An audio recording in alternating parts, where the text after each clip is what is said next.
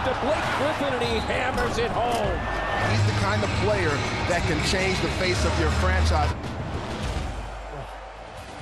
The battle for LA basketball supremacy hasn't been much of a battle for the most part, more like hammer versus nail between the Lakers and Clippers. In fact, when you factor in UCLA's historic position in the history of the game, the Clips have probably been the third most prominent hoops franchise in the nation's second largest city. Wow. So, with the lingering buzz over Blake Griffin's rookie season and now the addition of a bona fide star point guard in Chris Paul, how much has the other LA team closed the gap on the Lakers? We take a look at the projected starting lineups right now, and I'll go to the Angelino here.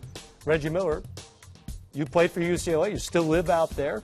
How close has the margin gotten? Well, if you look at the starting five, I love the Clippers starting five, obviously with Chauncey and CP3 in the backcourt. Ron Butler, there's a lot of questions out there, but it'll always be a Laker town. And I think there's another shoe to drop because the Lakers are not going to be upstaged, and the buses will never, ever take second fiddle to the Clippers. So I think something is coming down the pike here. I don't know what. I'm not here to say there's breaking news, but it will always be the Clippers. You see the Angels go out and get Albert Pujols, but everyone's still talking about who's going to own the Dodgers. So it's a great buzz for our league and a great buzz for the city of Los Angeles. So you're saying the Clippers, there's only so much they can do? There's only so much. The only thing that they can do is go deep in the playoffs and play well. And then they'll start to change the culture of the Clippers. Just from a basketball standpoint, how much closer has it gotten? A basketball standpoint, I'm going to go excitement. It's got a lot of excitement for the Los Angeles Clippers. I mean, basketball wins and losses, it's still going to be the Los Angeles Lakers. They still have Kobe Bryant, Pau Gasol, Andrew Bynum, and yes, they got to figure out their point guard situation, but when you start talking about the Lakers with Kobe Bryant and those two bigs, they still going to have more wins and losses than the Clippers. But as far as excitement, if I'm a young kid, want to see dunks and lobs, if I had to pay for one ticket, I'm probably going to go see the Clippers for the excitement. Interesting. So it's talking about wins and losses. At the end of the day, the Lakers will have more wins. The players are obviously aware of the disparity between the two teams in terms of perception out there. When you're playing for the Clippers, as you did, how much does it weigh on you to know that most of the city is engaged with the other team? It's got to be even worse when you're playing in the same building, which wasn't the case when you were there. Well, do you remember in high school, Reggie, when you'd play the JV game before the varsity game? Correct. And people would start to show up. I probably remember that better. I probably remember that a lot better than the three of you. No, not 7th and 8th grade, Matt. This is JV. That is the feeling. That is the sentiment. And what's awkward about it is that now that team obviously share the same building, but going into those games, you know it's a Laker town. Reggie said it best. They have the history. They've proven they've won. And I agree with Smitty. The Lakers are going to win more because they have players returning, players familiar with one another. They will win more basketball games. But I would rather go see the Clippers play this year. I would rather go to see something start off and something that's going to be exciting and something great. And I would rather pay half price.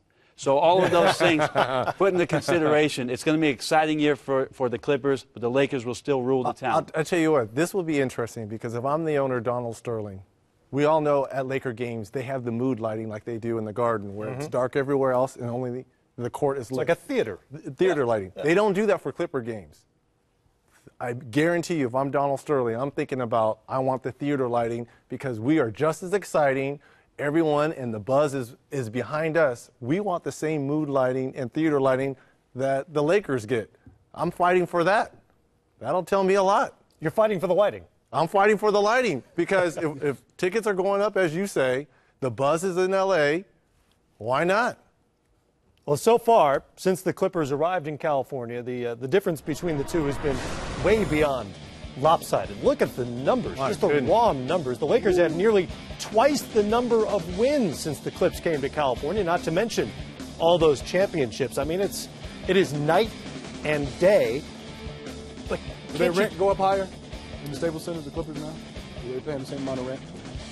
I have no idea, but you can see that disparity, and this really legitimately for the first time going into a season, Matt, that you could look at these two franchises and wonder who it is that you think potentially is going to be a better basketball team. This is the first time in the history of Los Angeles having both teams in the city before the season saying, I wonder which team is going to be better this year.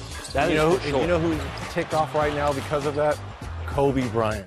This has been Kobe's landscape his whole career, 16 years. And now you think he wants to play second fiddle to Chris Paul and to Blake Griffin? Reggie and Brent, you guys are from that area. Tell me how the atmosphere you think will be as far as Laker fans and Clippers fans when they play each other. To me, it'll always be a Laker town.